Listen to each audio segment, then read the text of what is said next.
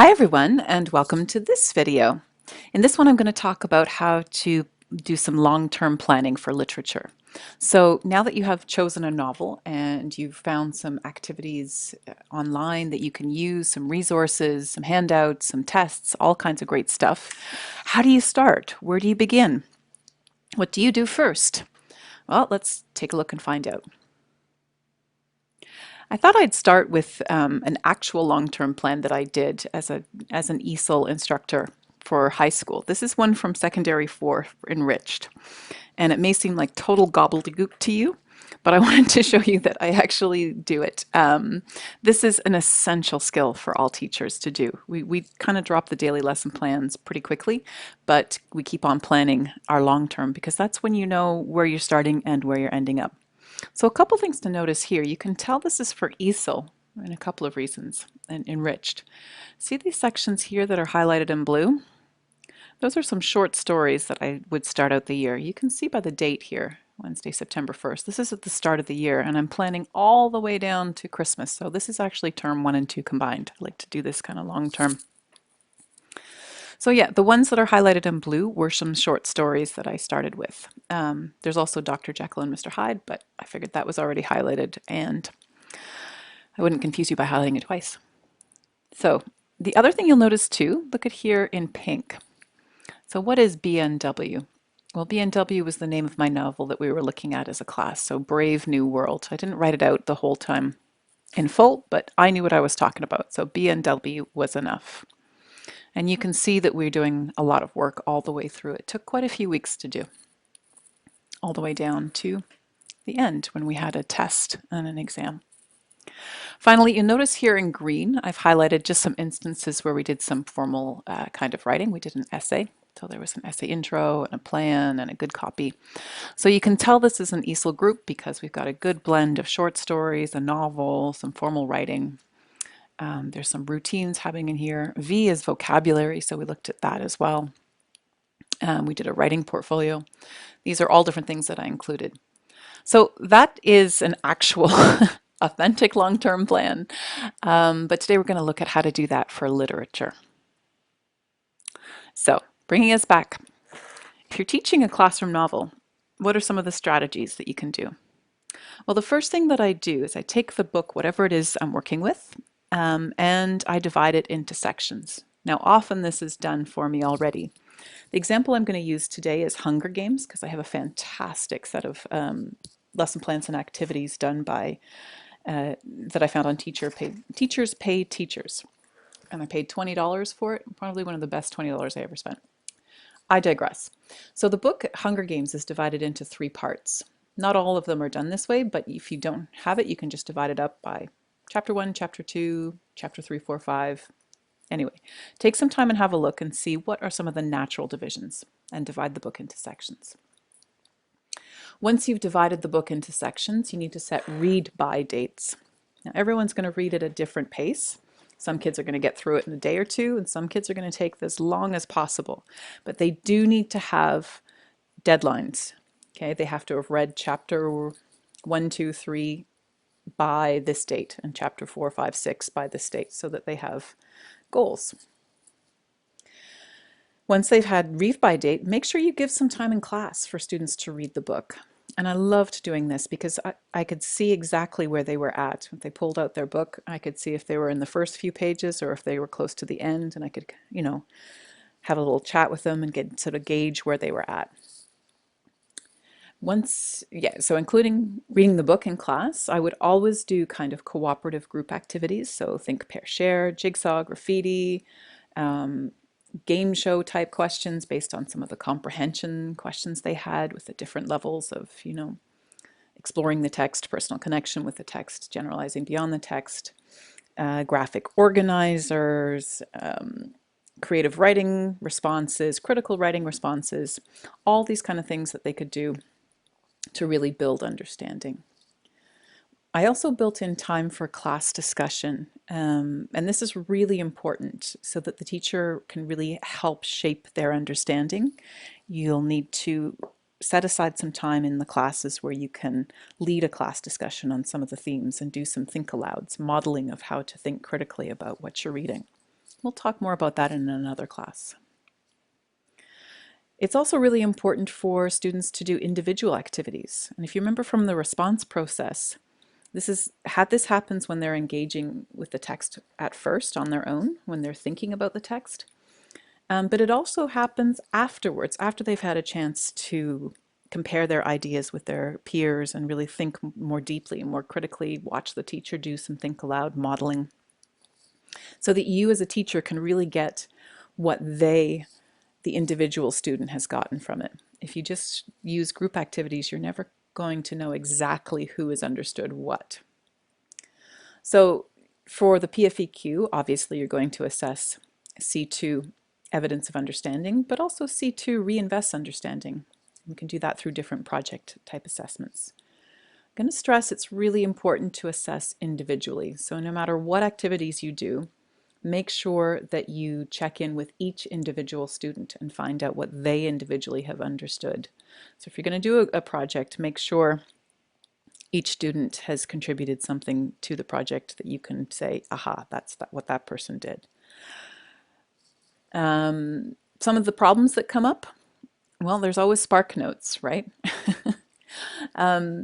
And I ask myself, when students turn to spark notes, I mean, it's very easy to say that they're being lazy, but it does take some effort to go in online and look through and read them.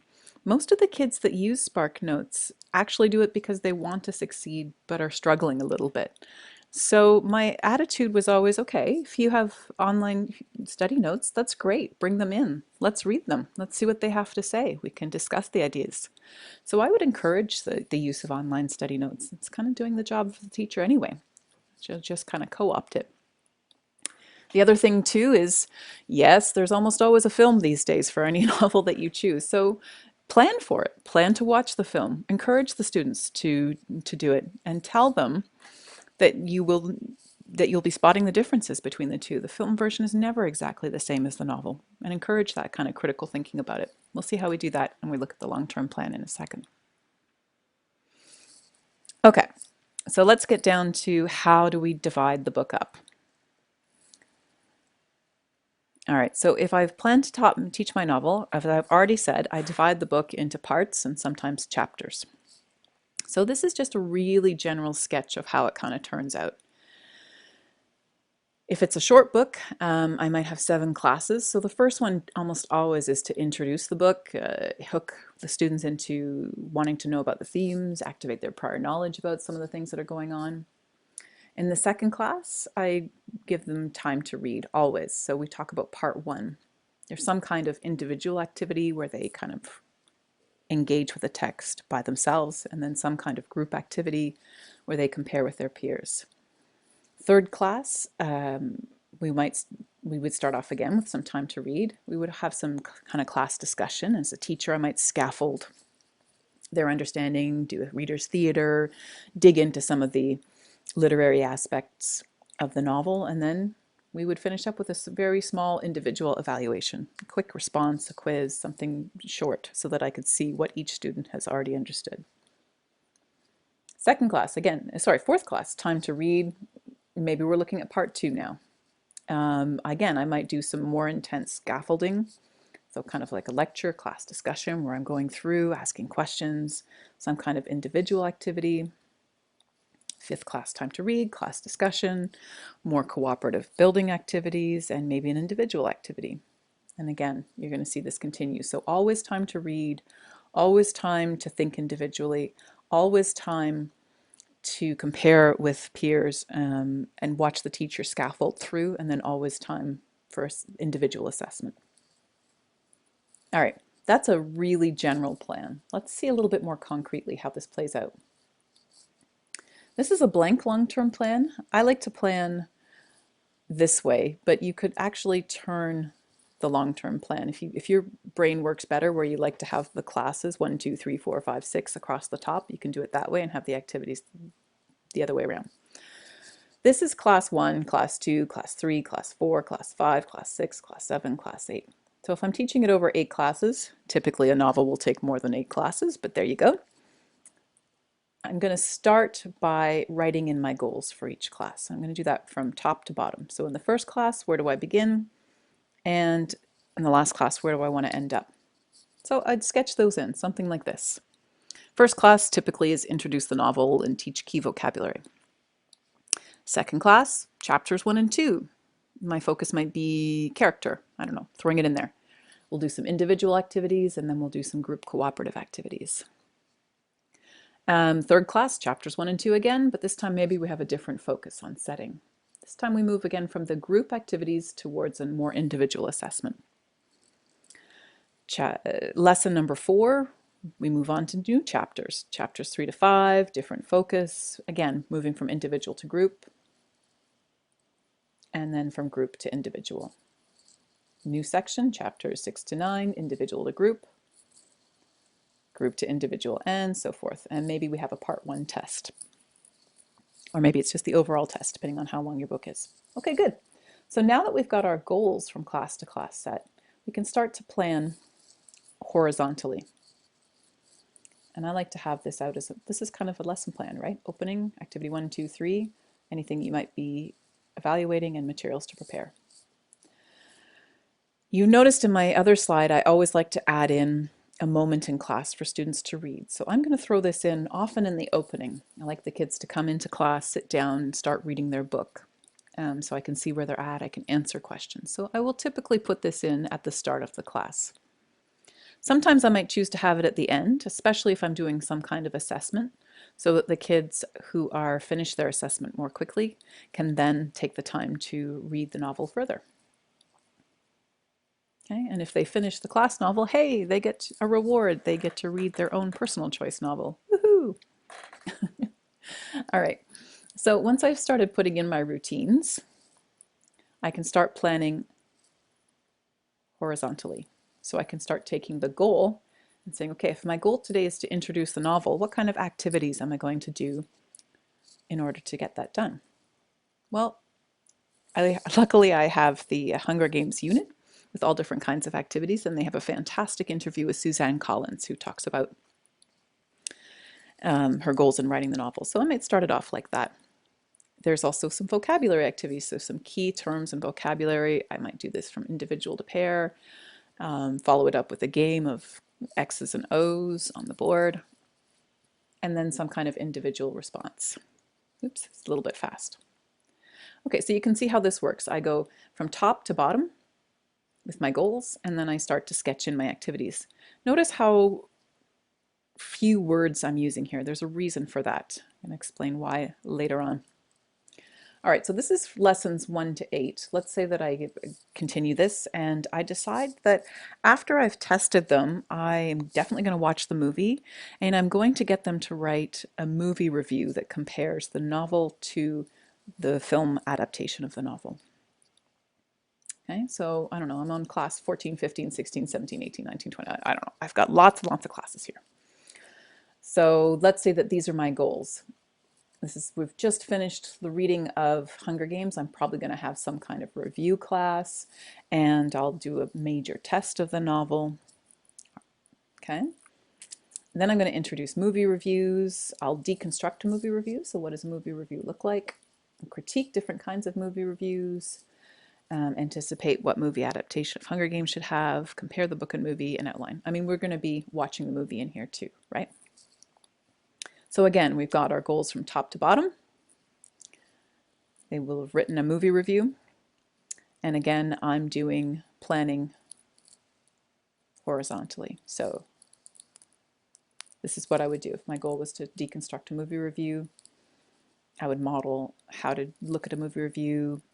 Then they would do work with their teams, do a gallery walk, etc. But the reason I wanted to show you this is because we need to add in assessment. So where does this beautiful text come from? Well, it comes from the Framework for Evaluation of Learning. It's one of the documents we use to figure out what we're actually evaluating. Okay, so this is from C3, Writes and Produces Texts. And you can see it's exactly the same for ESL and ESL, except ESL has slightly more weight on it. Okay, so what are the evaluation criteria? Well, when they're writing, it's content of message, formulation of message. So these are the things we can look at. So what can we evaluate? Well, if I'm looking here and I've already got some activities going on, I can definitely do a C1 during their gallery walk. So this is an activity where they go from station to station and ask each other questions. So I can walk around, listen to them talk, and give them a grade for their oral interaction. Remember that I'm testing their understanding of novels. So let's say I did a quick Kahoot quiz to open it up. I gave them an exam, like a choose your own questions kind of exam. Well, that would be evidence of understanding and reinvestment of understanding, perhaps if I've given them some kind of essay question. All right. Let's say that I'm doing the movie review and I asked them to write the short critique of a movie we just saw, just to test their understanding of that. I could evaluate C3, so formulation. Are they using some of the features of a movie review in there? So you can see how we set the goals for the literature from top to bottom, and then we fill in the activities, and then we fill in assessment according to competencies. Okay. Now, in reality, you should always write in point form. Why? Because things change. Fire alarms happen, pandemics happen, people take longer coming to class one day, there's a snowstorm, half the class is there. You find that one class is just going more quickly than other classes and you move through things. So you need to be flexible and adapt and change. So I usually prepare one long-term plan per group. It's the same one. I start off with the same one for all the different groups, and then I just change it as we move forward. Okay.